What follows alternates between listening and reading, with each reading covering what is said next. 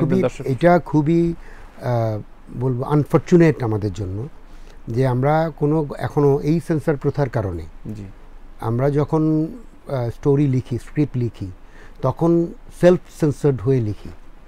আমি খোলা মনে লিখতে পারি না, না আমি খোলা মনে ছবি বানাতে পারি না। তো এক্ষেত্রে আসলে সারা পৃথিবী খোলা, বহু এম্বার্গো আছে আমাদের, বহু কিছু ভাবতে হয়।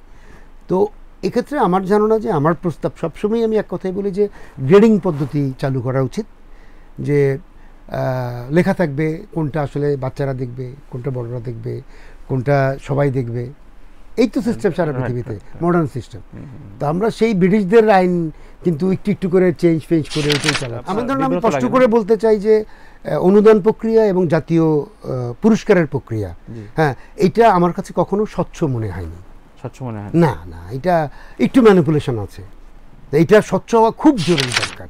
পাপ্পুন্যে অনেকেই বলেছেন সাবজেক্ট চুজিং একটু সমস্যা ছিল। পাপ্পুন্য আমার প্রিয় ছবি, বারবার বলেন ওয়ার্ক করলো না কেন? প্রমোশন হয় নাই। Only for promotion? Only for promotion. কারণ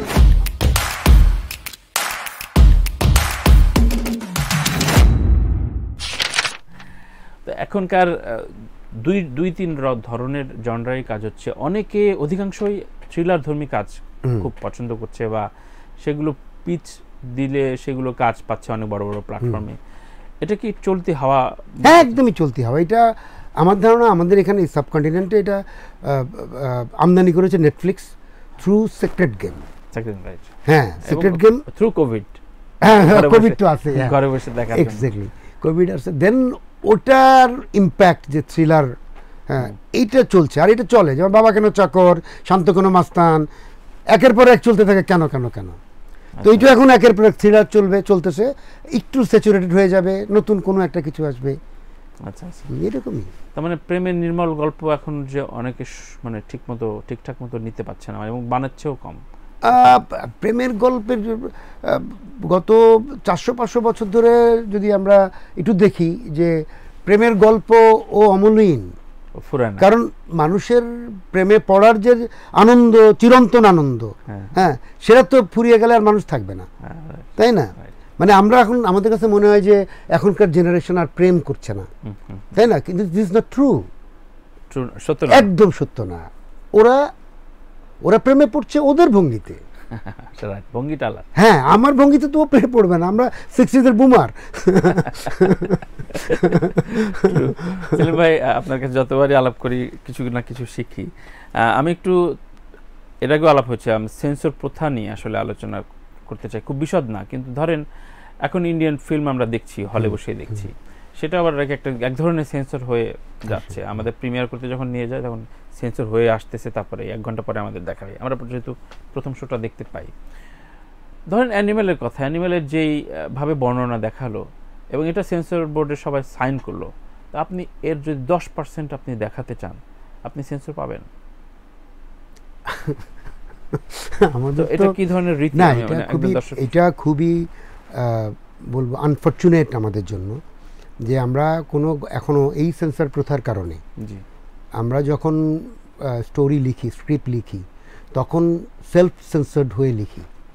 আমি খোলা মনে লিখতে পারি না, না আমি খোলা মনে ছবি বানাতে পারি না। তো এক্ষেত্রে আসলে সারা পৃথিবী খোলা।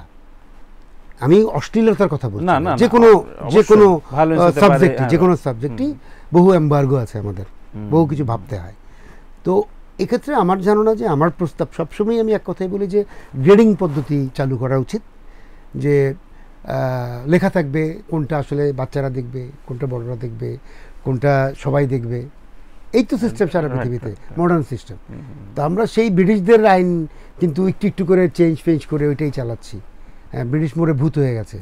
হ্যাঁ, আমরা এখন জিন হয়ে ঘুরে বেড়াচ্ছি। এটাও প্রায় 52-54 বছরের বাংলাদেশে বারবার আপনারা বলছেন, কিন্তু এটার কোনো রকম আপগ্রেড আমরা শুনছি না, কোনো রকম আলোচনা হচ্ছে না। এটা তো একটা রাজনৈতিক সিদ্ধান্ত আসলে, অবশ্যই। হ্যাঁ, রাজনৈতিক সিদ্ধান্ত। তো সেই রাজনৈতিক সিদ্ধান্ত তো রাজনৈতিকবিদরা নেবে, সরকারের পলিসি মেকাররা নেবে।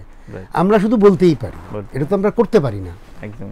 কিন্তু রাজনৈতিক সিদ্ধান্তে যেই সব ছবি অনুমোদন দেওয়া হয় অনুদানের জন্য, আজকে আমরা অনুদানের একটি ছবি নিয়েও আলাপ করছি, কাজল রেখা, কিন্তু তার পাশাপাশি অন্য যেই সব ছবি অনুদান দেওয়া হয় তার ধরে ধরে আমরা বলতে পারি যে এ ফিল্মের না, এ অমুকের জন্য, ও অমুক শ্বশুরের জন্য, অমুক দুলাভাইয়ের জন্য ছবিটা পাইছে। হ্যাঁ, এটা আমি স্পষ্ট করে আমি স্পষ্ট করে বলতে চাই যে অনুদান প্রক্রিয়া এবং জাতীয় পুরস্কারের প্রক্রিয়া, হ্যাঁ, এটা আমার কাছে কখনো স্বচ্ছ মনে হয়নি।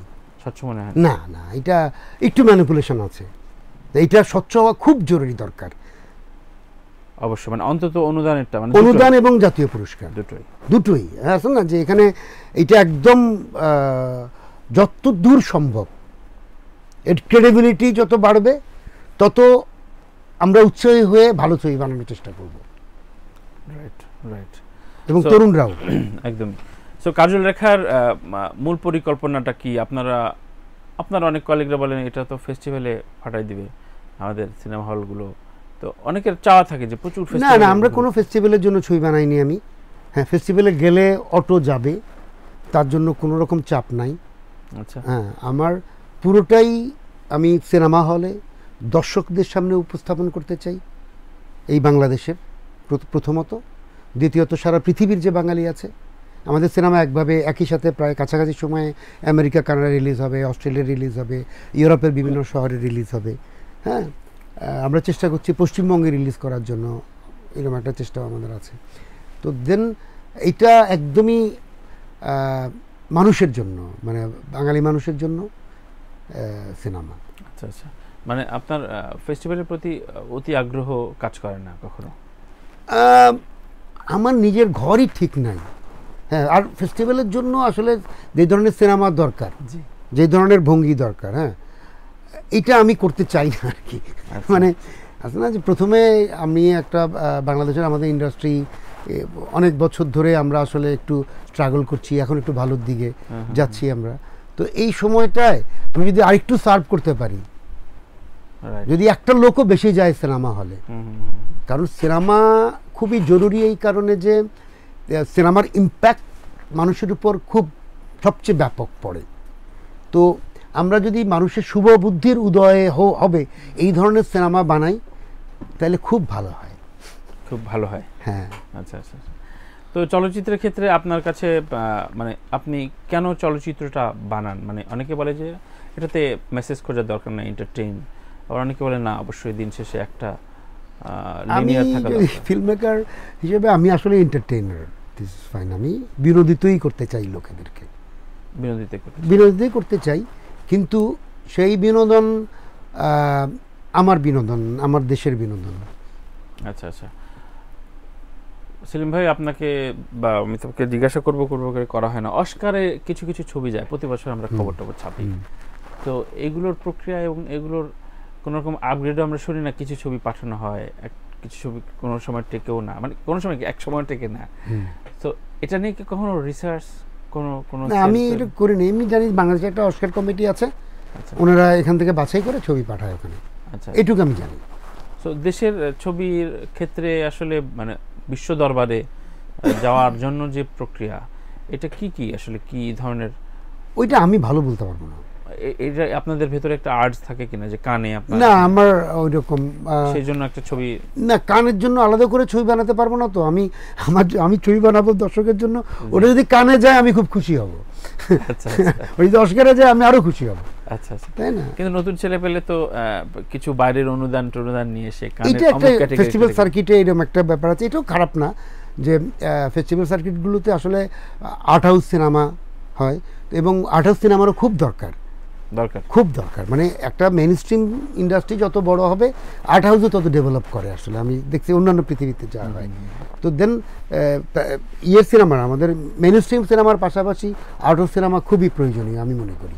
কাজল রেখা মেইন স্ট্রিম ফিল্ম, হ্যাঁ, একদম ফুল লেন্থ ফিচার ফিল্ম। এটাকে আপনি আর্ট হাউস বললে?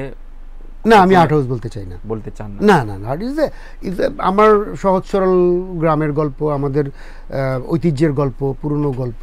তো এখানে আর্ট কালচার, আমাদের কালচার আছে, কিন্তু এটাকে আমি জানি না, এটা আমি পপুলার জনরাই ভাবতে পাই, popular genre.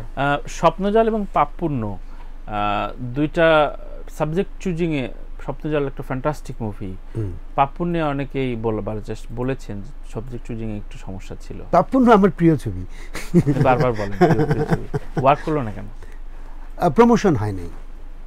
Only for promotion? Only for promotion, কারণ আমরা প্রমাণ দেখি যে ওইটা হল থেকে নেমে যখন ইউটিউবে দেয়া হলো, ওইটা 1 মাসে 1 কোটির বেশি লোক দেখেছে, প্রায় 8 থেকে 10 দিন ওটা ইউটিউবে ট্রেন্ডিং ছিল। তো দর্শক এবং ওইটাতে হাজার হাজার লোক মন্তব্য করেছে, ঠিক আছে। তো দেন আমি বলবো যে এটার প্রমোশনটা মানে প্রপার হয়নি। একটা সিনেমার প্রমোশন ওই সিনেমার মুড অনুযায়ী হওয়া উচিত। এমনি আমি খুব প্রমোশন করে ফেললাম, সবাইকে বলে ফেললাম, তাহলে তো হবে না জিনিসটা। একদমই।